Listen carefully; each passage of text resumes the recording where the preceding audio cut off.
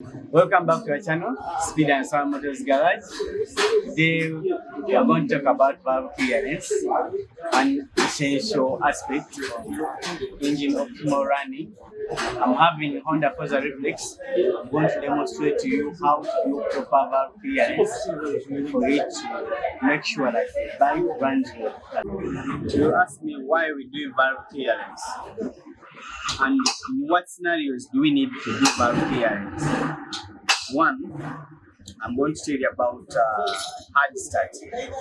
When your bike is having the inner engine, when the clearance is too little, or there's no clearance between the locker arms and the valve stem. I mean this.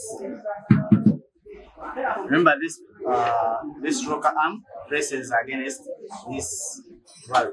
The top is the one responsible for opening and closing of the valve. So when there is no clearance, you get that there's poor compression sealing. When you see this valve and there's no clearance, so all the valves are too tight, you may find that this the sealing of the valve is intervened by the pressing of the rocker arms.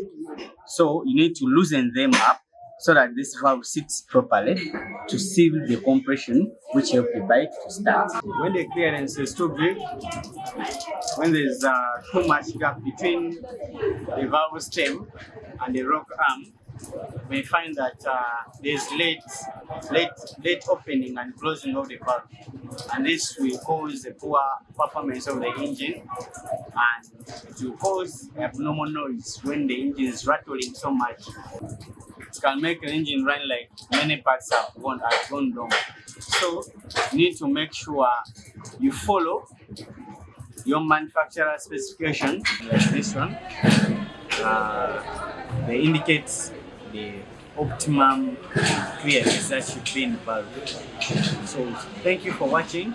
Subscribe to the channel, leave a comment.